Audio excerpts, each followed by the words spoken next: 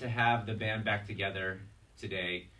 It is our 27th episode, the beginning of season 2, and we are joined by Lauren Blanchard, who is an Africa specialist at the Congressional Research Service, Damola Durosomo, who is a writer at okafrica.com, and I don't think my guest needs any explanation, but is Honorable Robert Chagulani, also known as Bobi Wine.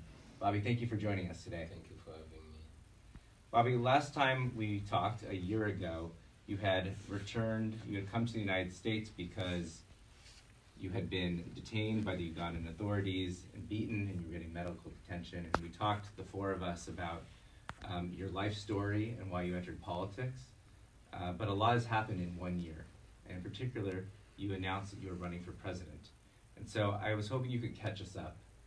When we talked last time, you were recovering, you were committed to a new future in Uganda, but you hadn't made the leap to run for president. What has changed? Well, a lot has changed, but I would love, in very brief words, to remind us of what has been happening, what continues to be happening. As a musician, I'd been talking about the injustices and the government excesses and what is being done wrong and what we could do right. And that explains why I went to Parliament to address these issues, to raise them on a more formal platform. Now, having been attacked by the president and the military and brutalized, still I did not break my resolve, because I know that the problem with Uganda is the governance, which is centralized in one man's hand, President Museveni. My team and I decided to run against him and change that forever, once and for all, in a vote. And that explains why we are running on behalf of the people of Uganda to change the status quo and to put President Museveni out of governance. You have got an uphill battle. There's been a number of opposition leaders before who have tried to run and defeat President Museveni. And so I thought Damola and Lauren and I could ask a couple questions to kind of understand how you think and you are planning to outmaneuver President Museveni and win this election in 2021. Damola, can I turn to you first? Yes, definitely. So I think once you announced your presidency, everyone sort of rallied behind you because this is an exciting movement. But I think it's important to discuss the how. So I'm wondering if you can tell us more about your strategy, and do you feel that you have the network and the ground game necessary to actually win the election? Yeah, sure. Thank you very much. Initially, we had an effort of bringing, first of all, sensitizing the people of Uganda to understand the problem, but most importantly, to understand how to go about the problem. We agreed, all of us unanimously, that we need unity. Unity from different political parties, unity from people from different walks of life, and unity among the people of Uganda, those that are living in the country and those that live in the diaspora. We managed to achieve all that. So our strategy is one, to massively sensitize our people, get them ready for a vote, the same people that have been kept apathetic, create and promote the belief and confidence in democracy. Then all of a sudden we'll go into the election in a massive way. That is what we're preparing to do. That is what we hope to achieve, to get all the people of Uganda stand and speak with one voice through their vote. And how to move from there is to sensitize the people on how to protect their vote, on how to get involved in not only casting the vote, but to take part in the counting of the vote until the final and realistic result is announced. Can I ask, just to follow up to Damola's question, does People Power need to be registered as a party? How do you think about the FDC, the DP, the other parties? Are you looking for formal coalitions with them, or just a decision to support each other? Yeah. Is it too early? Yeah, even if Uganda is seen as, is on paper, a multi-party democracy, in reality it's not a multi-party democracy, but a military dictatorship, because no single political party is allowed to organize. Just a few days ago, the main opposition, the leader, the former presidential candidate of the main opposition party, the FDC, was brutalized by the police. He almost lost his life, and that's exactly what has been going on. No single party is allowed to organize. So we resolved as the People Power movement to be the uniting force. So we are not a political party, but you are a uniting platform for all political parties and all change-seeking forces. And we continue to bring them together. Already we are united, but again we are continuing to build synergies with the FTCs and other change-seeking individuals, so that we go into this as a united front, as the people of Uganda, not just as political entities. Bobi, you mentioned the use of violence by security forces, and that's been pretty well documented. You, of course, were on the receiving end of it back in 2018. How do you plan to deal with that as the elections are approaching? You mentioned the water cannon, use of a water cannon against Masije last week. You know, when you were detained and abused, and your colleagues, that was in the context of a political campaign. So how are you thinking about approaching this, and in terms of keeping your supporters safe as well? First and foremost, we have a two-pronged approach. We have a local approach and an international approach. Locally, we try to guide our people not to fall in the trap or to fall in the advantaged areas of the regime, because the regime is equipped to use and unleash violence at any time. So we try to use the non-conventional ways. We're glad that the biggest part of our population are young people, and yes, we use informal ways like music, skits to communicate, and we also use the internet. So we don't present ourselves where they can brutalize us, but we still know that they can brutalize and continue to brutalize people anyway. And that explains why we are constantly reaching out to the development partners like the United States, the European Union, to help us hold our government accountable, well knowing that especially the United States is a very big sponsor of our military, and we know that the United States is a democracy that is governed on the rule of law. So we have been in the past calling upon them to invoke their laws like the Magnitsky, which I am thankful and indeed deliver thanks on behalf of the people of Uganda, because recently the former Inspector General of Police, Kale Kaihura, has actually been indicted, and he has been denied visa entry to the United States. And not only him, but other human rights abusers. That in a way has sent a very strong message to the abusers of human rights, those that torture people and brutalize them. And it has in a way not only controlled or checked them, but it has empowered the people of Uganda to put their feet down and stand for their rights, well knowing that those people that take part in their torture and brutalization will actually be sanctioned. You know, press reports have suggested that the government has been monitoring your communications through WhatsApp and social media. I'm assuming that you guys are sort of constantly trying to figure out how to adapt to deal with that. Yeah, that's very true.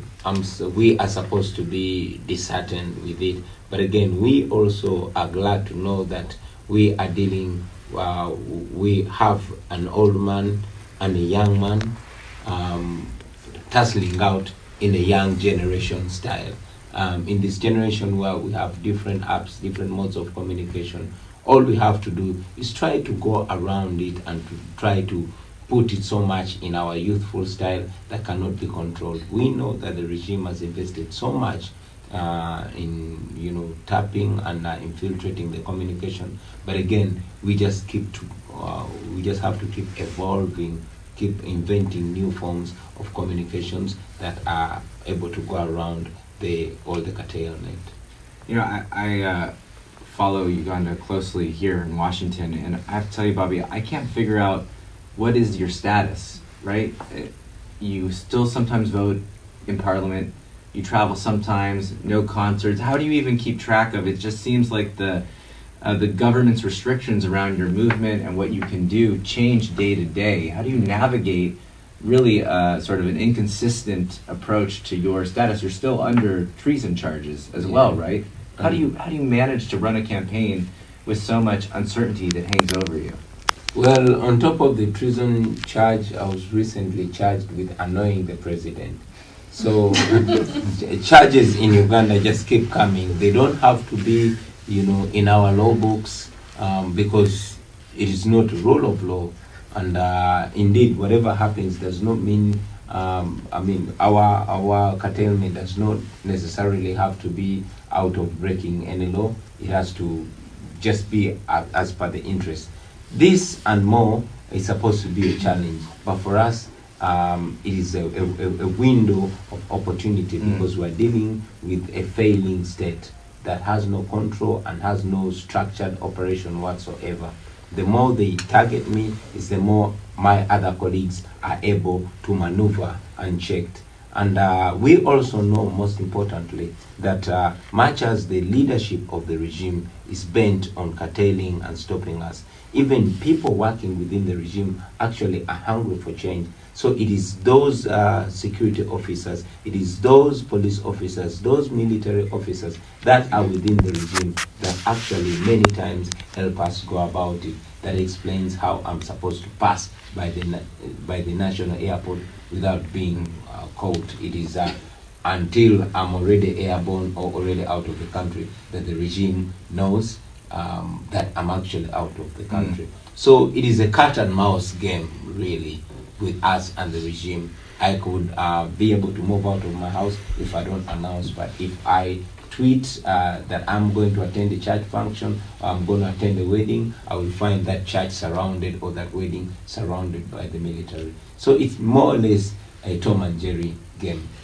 Tom and Jerry game. I have one more question, but Damola, if you have another question for Bobi? Yeah, I know that you mentioned it's sort of a Tom and Jerry game, and that some of the charges against you are like ridiculous and sort of bizarre. But I also want to talk about fear. And do you have it? Because Museveni will, as you said, is willing to unleash violence at any turn. And you present one of like the biggest oppositions to his leadership that he's seen in years. So there's a real threat out there to you. So I want to know on a personal level, how do you deal with fear? Is it something that registers in your mind? I would be dishonest if I say I don't have fear, or if I say fear does not register. I mean, people always get killed. My driver was shot dead and the target was me. And not only that, recently my fellow musician called Bobi Wine was abducted. He disappeared only to show up after his eye had been plucked out, and indeed he also died. Recently one of our lady leaders was abducted, and horrible things happened to her. So much happened to the people, and I believe that the whole intention is to create so much fear. So there is fear out there, but being a leader, I have to fight that fear by first of all pretending that I'm not scared, because that alone gives people confidence. And somehow I've realized that by pretending to be brave, sometimes one ends up being actually brave, because that's the only way to go about it. So that's basically how we keep going. But again, another thing is I'm glad that I have the ability to address the international community, I have the ability to be heard, I have the ability to attract not only the national but the international attention on me on behalf of the people. And that explains why every opportunity I get, I try as much as possible to highlight the plight of the people back home, well knowing that the dictatorship back home is only scared of one thing: international attention. So that's what we capitalize so much on. That's a great transition to the last question I wanted to ask you, Bobi. So you mentioned the key role of the international community. You mentioned a Global Magnitsky Act, which can use to target corrupt officials, the recent sanctions on the former police commissioner. But there probably is a risk as well as painting you as the man of the West. Yeah. And so how can you help our listeners understand the balance that you're in? What is the role that the international can do to be helpful, to level the playing field, which is what I think everyone wants, is so that candidates can compete fairly and without harm, but doing it in a way that doesn't give your opponents the opportunity to cast you as a man for the international community and not for Ugandans. Is there a balance? Is there a risk, or is that not an issue? In my opinion, it is not an issue because first and foremost, President Museveni has been president for 34 years. When President Museveni was my age, he was globe-trotting all over the world to make his case against what he called the dictatorship back then in Uganda. What I'm saying is exactly what he said. He is quoted to have said that the problem of Africa and Uganda in particular are the leaders that overstay in power. Sadly, 34 years later, he does not want anybody to remind him of what he said back then. So that is not our issue because the people of Uganda understand. The people of Uganda know that it's only when we highlight their plight to the international community that the regime in Uganda will not be oppressing them in the dark. So that does not worry us in any way. In any case, we know that as Uganda, we are part of the global community. We are signatory to very many agreements, and we promise to adhere to the values, especially the rule of law, democracy, and human rights, which we share internationally. And these are the values, these are the ideas that we front. So we are not worried about it. I must note that yes, it's true that President Museveni has tried so much to project us as projects of the West. He was quoted recently claiming that people power is an idea that is being paid for by the West and is being sponsored to promote homosexuality in Uganda and everything. Well, he has said all that. But again, it is also known that we cannot divorce ourselves from the international community.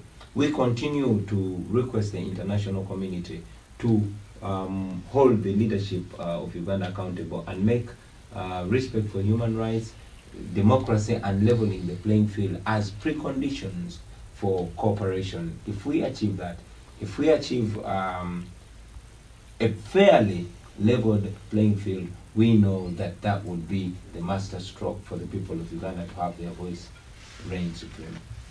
Thank you so much, Bobi Wine, for joining us today. Thank you very much for having me.